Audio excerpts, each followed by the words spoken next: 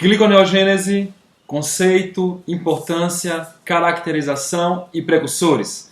Bom dia, pessoal. Quem vos fala é o professor Paulo Ricardo, seu professor de bioquímica de plantão, e hoje nós vamos aprender sobre gliconeogênese. O vídeo de hoje será um vídeo um pouco mais curto, porque nós vamos estudar apenas a parte inicial da gliconeogênese, mas posteriormente estarei postando para você estudar em casa, aí onde você está, as outras partes, os contornos da gliconeogênese, e vou postar um vídeo também sobre como que a gliconeogênese ela pode ser custosa para a célula, o quanto que a célula gasta para gerar uma molécula de glicose importantíssima para nutrir alguns tecidos que dependem exclusivamente da glicose.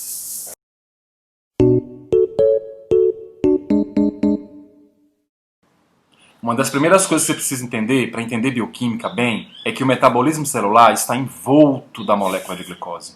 Como assim, professor, envolto da molécula de glicose? O metabolismo celular vai ser moldado a depender das concentrações de glicose sanguínea. Perceba uma coisa interessante. Quando a concentração de glicose no seu sangue está alto, o que seu corpo vai fazer? Ele vai aumentar a produção de um hormônio chamado insulina para fazer a absorção dessa glicose, especialmente pelos tecidos periféricos e pelos órgãos.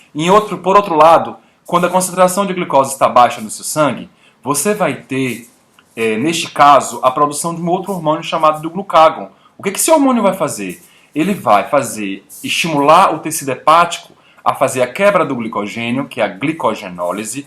Vamos fazer um vídeo mais para frente sobre a glicogenólise, tá? E essa glicogenólise vai quebrar a molécula de glicogênio, liberar as moléculas de glicose para que ela possa suprir as necessidades do organismo.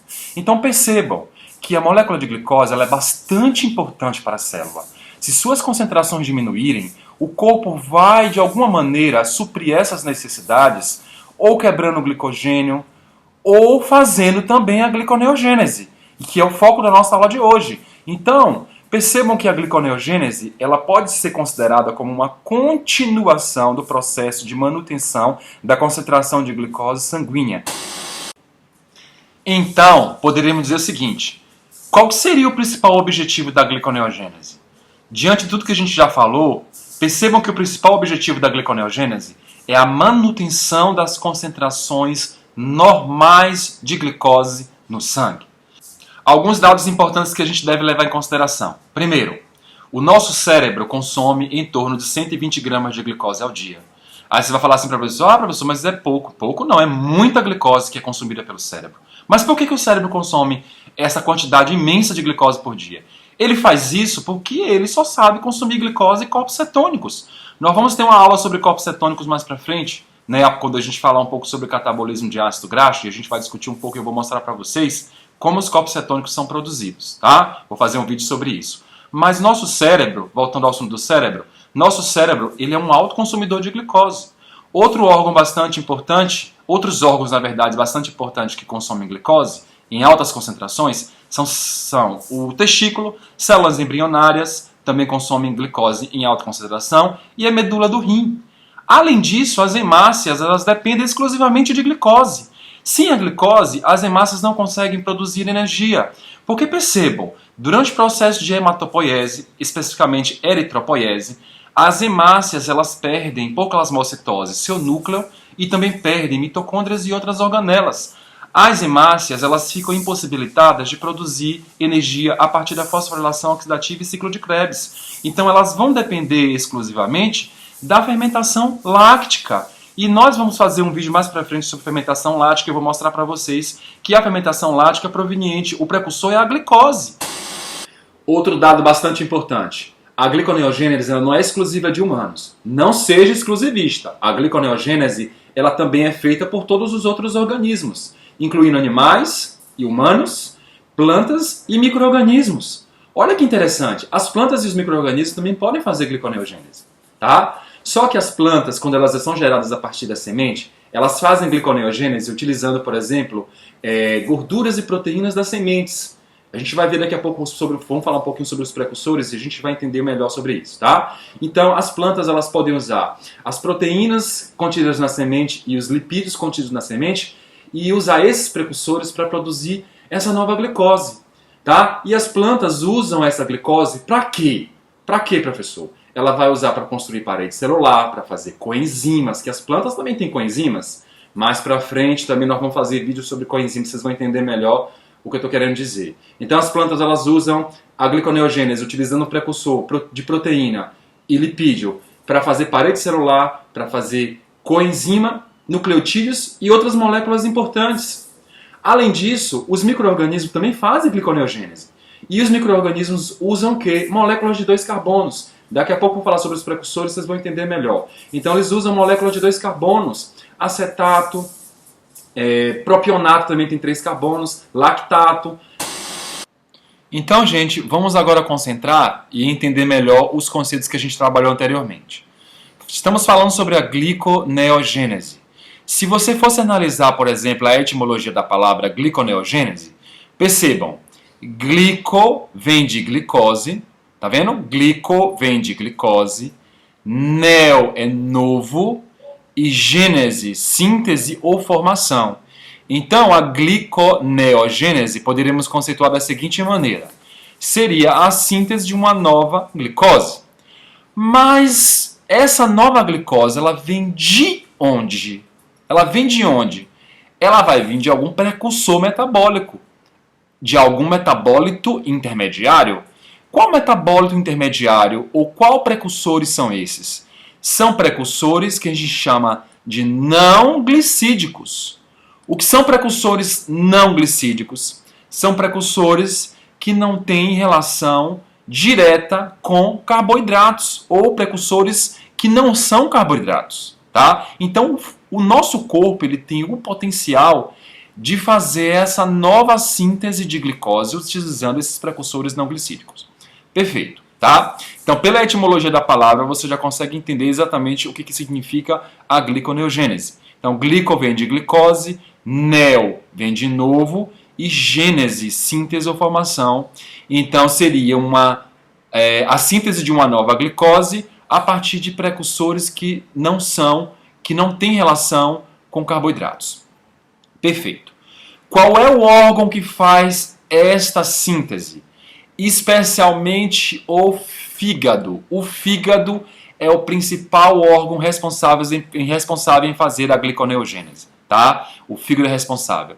E existem vários gatilhos hormonais que levam à produção dessa nova glicose. Eu vou fazer um vídeo novo mais para frente sobre o controle da gliconeogênese e vou mostrar para vocês a importância de vários hormônios que estão relacionados na produção dessa nova glicose. Mas de cara, nós poderíamos dizer que o glucagon é um hormônio importante que vai estimular o fígado a produzir essa nova glicose. Professor, esse glucagon é produzido onde? Ele é produzido numa célula chamada de célula beta, presente na ilhota pancreática, também conhecida como ilhota de Langerhans. Tá? Então, o nosso fígado ele é estimulado por muitos hormônios, mas vamos focar um pouco hoje pelo glucagon. Então, ele é estimulado pelo glucagon para produzir essa nova glicose. Além do fígado, nós também temos a medula renal e as células epiteliais do intestino delgado são capazes de produzir essa nova glicose também. Mas o fígado, ele é o campeão em fazer gliconeogênese, tá? O local na célula que se faz a gliconeogênese. Qual é o local? Citosol, tá? Nós vamos ver mais pra frente, vou fazer um vídeo para vocês também. Tô devendo vários vídeos já, viu? Vou fazer um vídeo sobre glicólise e vocês vão ver que a glicólise também ocorre no citosol. Também a gliconeogênese vai acontecer no citosol. Então a gliconeogênese vai ser um processo que vai ocorrer no citoplasma da célula, tá? Então todas essas informações são importantes para que vocês possam entender e possam sumarizar e sistematizar na cabeça de vocês para que o conteúdo possa ficar. Então a gliconeogênese seria a síntese de uma nova glicose a partir de precursores não glicídicos que não têm relação com carboidratos. Os órgãos importantes que fazem gliconeogênese é o fígado, rim e intestino, tá? E o local da célula é o citosol. Vamos avançando mais um pouco aqui. Professor, e os precursores? Quem são os precursores para a gliconeogênese? Olha, nós temos 3 grupos principais de precursores, tá? O primeiro deles é o ácido lático. Vamos analisar um pouquinho aqui a história do ácido lático. Olha aqui comigo, me acompanha aqui. Aqui eu tenho a molécula de piruvato. O piruvato é uma molécula derivada especialmente da glicólise.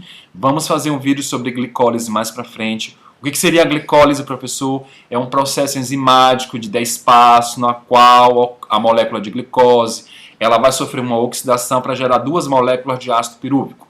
Perceba que no último passo, o piruvato, olha aqui comigo, ele sofre uma redução com o NADH, que vem da sexta reação da via glicolítica, especialmente promovido pela reação da enzima gliceraldeído 3-fosfato desidrogenase. Não se assustem com os nomes, a gente vai ter uma aula só sobre a via glicolítica e vocês vão entender melhor. Então aquele NADH lá que veio da sexta reação da via glicolítica, feito pela enzima gliceraldeído 3-fosfato desidrogenase, ela é lançada no piruvato, olha aqui comigo, reduzindo o piruvato à molécula de ácido lático. E percebam, o ácido lático é uma molécula que tem 3 átomos de carbono e é uma molécula bastante importante para fazer gliconeogênese. Eu queria relembrar algo aos meus alunos que estão vendo o vídeo, e eu vou postar também um vídeo mais para frente sobre esse processo que eu vou falar agora, que é o ciclo de Cori. Lembram do ciclo de Cori que nós vimos em aulas anteriores? O que acontecia no ciclo de Cori? Você tinha a glicose, ela passava por um processo de fermentação láctica, é o que a gente está mostrando aqui, gerando o lactato. O lactato passava através da corrente sanguínea até o fígado, e no fígado, o lactato sofria um processo chamado de gliconeogênese, é o que a gente está vendo aqui. E a gliconeogênese, a partir do lactato, gera a molécula de glicose. Então, um dos precursores bastante importante é o lactato. Por que eu estou dizendo que ele é bastante importante? Porque o lactato, ele é produzido muito pelas hemácias. O que foi que eu falei para vocês anteriormente? As hemácias, elas dependem exclusivamente da glicose. E essa glicose da gliconeogênese vai ser bastante útil para nutrir e produzir energia para as hemácias. E as hemácias produzem energia a partir da fermentação láctica. Então o lactato ele vai ser bastante importante precursor para a gliconeogênese. Percebam que a reação é feita por uma enzima chamada de lactato desidrogenase. E o nosso corpo, o ser humano, ele possui 5 tipos de lactato desidrogenase, ou seja, 5 tipos de LDH. Vou postar um vídeo mais pra frente também, estou devendo vários vídeos, mas eu vou postar. Vou postar um vídeo mais pra frente também falando sobre as LDHs e sua importância clínica, tá? Mais pra frente a gente vai postar. Então, lactato desidrogenase, ela que vai fazer essa reação. E só voltando aqui pra gente relembrar, é uma reação reversível. É uma reação reversível. Por que eu estou chamando a atenção disso? Porque mais pra frente, quando eu falar dos precursores, vocês vão ver que o lactato ele volta a ser o ácido pirúvico novamente. Então mais pra frente eu vou explicar e vocês vão entender melhor. Então o lactato ele vai ser um importante precursor para a gliconeogênese. Bom, qual que seria o segundo grupo de precursores importantes para a gliconeogênese? Os chamados aminoácidos glicogênicos. Professor, o que quer dizer aminoácidos glicogênicos? Percebam, eu estou dizendo que esses aminoácidos que são capazes de produzir uma nova glicose, porque se você observar, gênico vem de gênesis, ou seja, síntese ou formação, como a gente falou anteriormente, e glico vem de glicose. Então, são aminoácidos que são capazes de produzir uma nova glicose. Observem aqui comigo. Estou chamando atenção de 4 aminoácidos aqui, mas eu vou mostrar para vocês que nós temos um grupo maior de aminoácidos que podem gerar essa nova glicose. A alanina é um aminoácido bastante importante, tá? Eu vou até mostrar daqui a pouco o ciclo da alanina para vocês entenderem melhor. E ela dá origem a um precursor bem importante para a gliconeogênese, que é o piruvato. Aí vocês vão perguntar assim para mim, professor, mas esse piruvato não é o piruvato que veio da glicólise? Não. Não é o piruvato que veio da glicólise. Esse piruvato ele vem da alanina, tá? O que acontece com a alanina que dá origem ao piruvato? A alanina ela sofre uma reação de transaminação. O que é uma reação de transaminação? É uma reação de transferência de grupos amino. Quando eu postar um vídeo sobre metabolismo de proteínas, eu vou mostrar para vocês. Ou eu posso também postar um vídeo só sobre reação de transaminação, para a gente poder entender logo, né?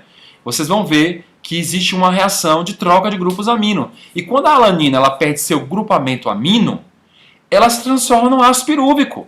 Tá? Então a alanina ela é bastante importante. Deixa eu mostrar algo aqui bastante importante para vocês no paper. Na verdade é um capítulo de um livro publicado, capítulo 8, Glicólise e Gliconeogênese, e ele foi publicado num livro chamado Human Biochemistry, tá vendo? E foi no ano de 2018. Não é tão atual, mas também não é tão velho, tá? É uma das coisas mais atuais que tem sobre gliconeogênese hoje. Olha aqui comigo, numa parte que fala sobre o ciclo da alanina. A alanina é um aminoácido bastante importante. Deixa eu mostrar aqui para vocês. A alanina é um aminoácido bastante importante. Por que ela é importante? Porque a alanina ela está em altas concentrações no nosso sangue. A alanina ela tem um papel secundário importante, porque a alanina ela contribui na produção da ureia, tá? Especialmente transferindo as amônias que vêm da quebra das proteínas musculares. Então, mais para frente a gente vai falar um pouco mais sobre isso. A alanina é bastante importante. E aqui nós temos o ciclo da alanina. O que seria esse ciclo da alanina? Olha o que acontece. Aqui nós temos o músculo, olha aqui comigo. Esse músculo ele pode sofrer uma quebra, olhe, e dar origem à molécula de alanina. Tá vendo aqui? A alanina ela sai do músculo através do sangue e vai parar no fígado. E essa alanina, olha, ela sofre, tá vendo? Uma reação de transaminação. O que seria uma reação de transaminação? É o que eu acabei de falar para vocês. É uma reação de transferência de grupos amino. Essa reação de transaminação que a alanina sofre, olha aqui comigo, é uma reação que ocorre com o alfa-cetoglutarato, que é o intermediário do ciclo de Krebs, e essa reação com a alanina dá origem ao glutamato. Olha que interessante, o alfa-cetoglutarato ele dá origem ao glutamato numa reação de transaminação. E essa reação ela é feita por uma enzima bastante importante, que no passado ela foi chamada de TGP, que é transaminase glutâmica pirúvica, mas atualmente ela é bem conhecida como ALT, que é alanina aminotransferase. Tá? E esse piruvato agora gerado por uma reação de transaminação, percebam que ele vai ser usado como um precursor bastante importante para fazer a gliconeogênese. Bom, vamos continuar aqui no nosso estudo. Glutamato e glutamina, também eu estou focando eles aqui. Por quê? Porque juntamente com a alanina, glutamato e glutamina eles estão em altas concentrações no nosso sangue. O glutamato e a glutamina também contribuem em todos os outros tecidos para trazer os grupos amino, as amônias, para o fígado para ser excretada na forma de ureia. E ela, observe que eles se convertem em alfa-cetoglutarato. Vocês estão vendo? Ó? Glutamato e glutamina se convertem em alfa-cetoglutarato.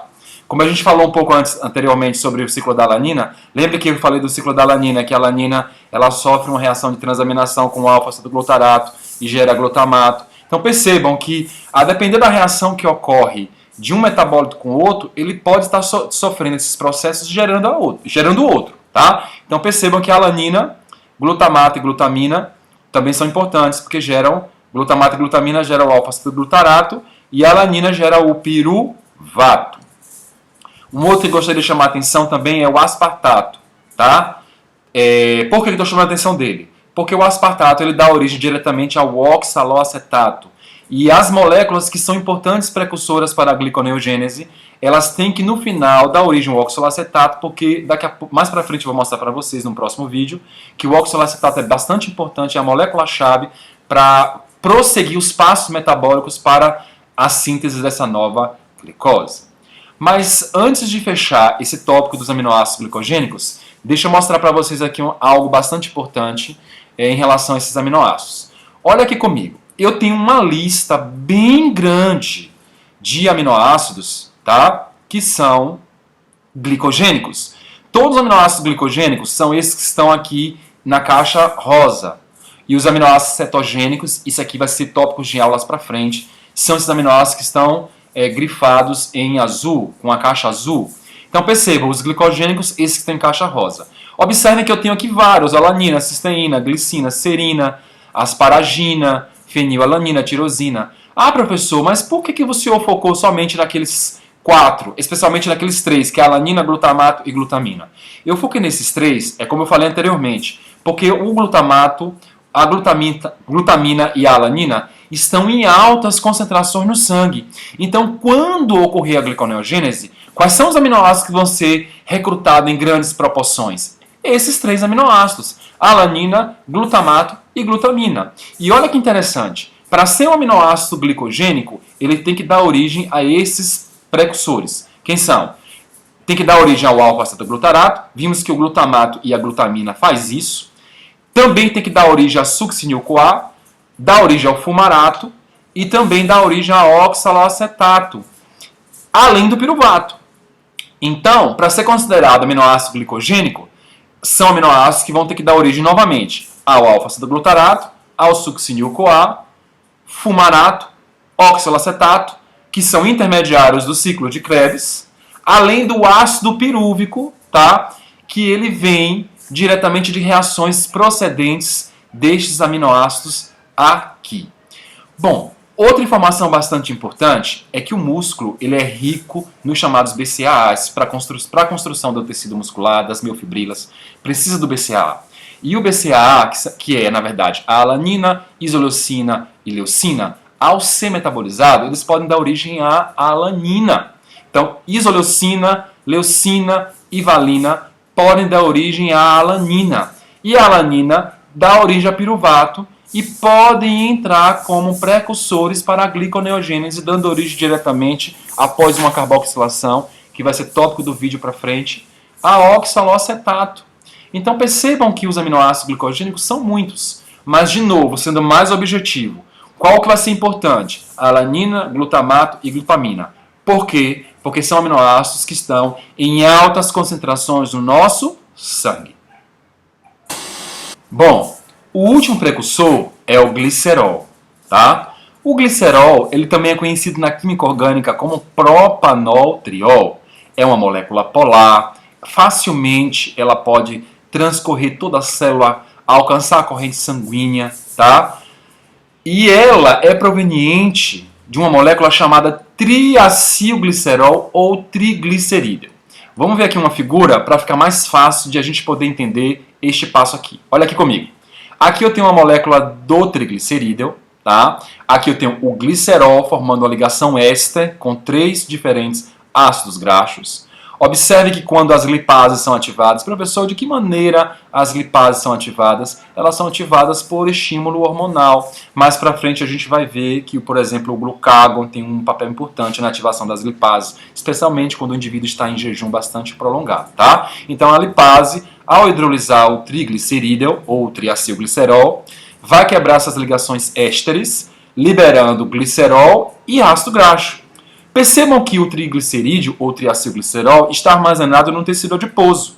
E ao ser quebrado, ele vai liberar o glicerol, que facilmente passa pela célula adiposa e chega até a corrente sanguínea até alcançar o fígado, porque ele é um precursor para a gliconeogênese e o fígado faz captação do glicerol e produz essa nova glicose. Mais para frente vou mostrar passo a passo como isso acontece. E libera 3 moléculas de ácido graxo. Esses ácidos graxos aqui, eles vão ser úteis mais para frente, também utilizada pelo fígado e por tecidos que conseguem metabolizar ácido graxo, como músculo esquelético, coração e etc., para produzir acetil-CoA e produzir energia a partir do ciclo de Krebs e fosforilação oxidativa, que representa o mecanismo de respiração aeróbia. Então, o glicerol é proveniente do triglicerídeo, ou seja, quando esse triglicerídeo sofre hidrólise, e libera o glicerol e os ácidos graxos. Esse glicerol ele se dirige para o fígado através do sangue e ele sofre lá a gliconeogênese. Então é isso, pessoal. Espero que vocês tenham gostado do vídeo. Coloquem nos comentários algumas dúvidas que vocês tiveram em relação a essa parte introdutória. Eu vou estar respondendo todo mundo, tá?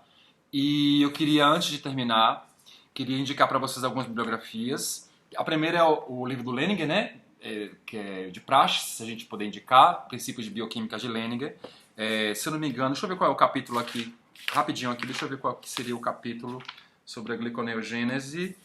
É o capítulo 14, só que o Leninger, ele traz a gliconeogênese de uma forma mais compacta, Tá? A parte dos contornos, que a gente vai fazer um outro vídeo sobre os contornos, eu vou mostrar para vocês que o Lening é muito bom. Mas essa parte introdutória, o Lening é mais resumido, é mais compacto. Queria também indicar uma outra bibliografia para vocês, que é o do livro do Voit Voit. Eu gosto bastante desse livro, muito.